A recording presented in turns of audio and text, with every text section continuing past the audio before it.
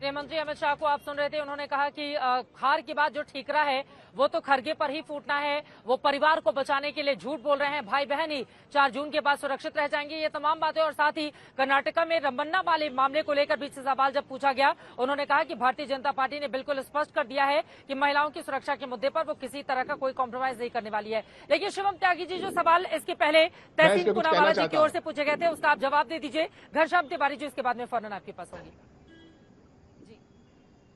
आशुतोष जी कुछ कहना चाह रहे हैं? Thank you. सबसे पहले जी मैं बोलूं चाहता हूं कि जो मैं बोल सकता हूं, मैं आ रही हूं, एक बार शिवम की बात हो जाए, बोलिए। चित्र थैंक यू।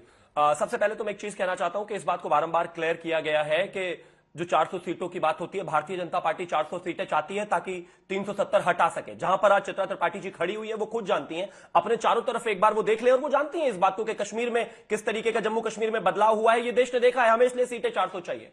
अगर मर्यादा पुरुषोत्तम भगवान श्री राम का मंदिर इस देश में बना है और आगे भी इसी तरीके से हमारी सांस्कृतिक राष्ट्रवाद आगे बढ़ता रहे, इसीलिए 400 सीटें चाहिए। अगर काशी विश्वनाथ जैसा भव्य मंदिर आप इस देश में देखना चाहते हैं तो इसीलिए 400 सीटें चाहिए। अगर महाकाल लोक जैसा भव्य मंदिर आपको देखना है तो इसलिए 400 सीटें चाहिए। अगर इस देश में से 3 तलाक हटाना है तो इसलिए 400 सीटें चाहिए। अगर इस देश में समान नागरिक संहिता लाना है तो इसलिए 400 सीटें चाहिए। इस देश में अगर सीएए लागू करना है तो इसलिए 400 सीटें चाहिए। इस देश में दुश्मन के दांत खट्टे करने और उनके घर में घुसकर मारना है, इसलिए 400 सीटें चाहिए। रही बात संविधान बदलने की और ओबीसी कैटेगराइजेशन की, एक ही चीज मैं कहना चाहता हूं। संविधान पर इस देश के प्रधानमंत्री जी ने कहा है कि बाबा भीमराव अंबेडकर स्वयं भी आ जाए तो अब जो है ना ही तो संविधान बदल सकते हैं और ना ओबीसी का स्टेटस ले सकते हैं। और एक और बात मैं एक चीज कहना चाहता हूं, ओबीसी को संवैधानिक दर्जा आपने नहीं दिया, मंडल कमीशन का विरोध आपने किया, तमाम चीजें करने के बाद आज भी आप ओबीसी के लिए बात करते हैं। मुझे लगता है ये इससे ज्यादा तर्क कोई हो ही नहीं। उनके पास हिंदुत्व भी है, राष्ट्रवाद भी है, लाभार्थी वर्ग भी है,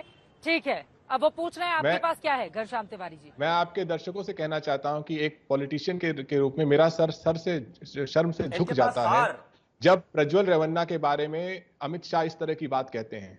जिस अमित शाह ने यह कहने से इनकार कर दिया कि पासपोर्ट कैंसिल करेंगे, जिस अमित शाह के पास 3 महीने पहले भारतीय जनता पार्टी के नेता ने इंडिया टुडे को बताया कि 3 महीने पहले उसने प्रधानमंत्री को चिट्ठी लिखी थी दरिंदगी के बारे में, अमित शाह को चिट्ठी लिखी थी दरिंदगी के बारे में। स्मृति ईरानी चुप है। अमेठी की हर बेटी को सोचना चाहिए कि एक मूक दर्शक बनी हुई महिला विकास मंत्री जब ब्रजभूषण शरण सिंह में मूक दर्शक थी और प्रज्वल रेवन्ना में भी मूक दर्शक थी, और देश के हर व्यक्ति को सोचना चाहिए कि ऐसा क्या है कि दरिंदे आज अपने आप को मोदी का परिवार मानते हैं, बलात्कारी आज अपने आप को मुख्यमंत्री रहे हैं, कर लीजिए डिबेट, भ्रष्टाचारी आज अपने आप को मोदी का परिवार मानते हैं।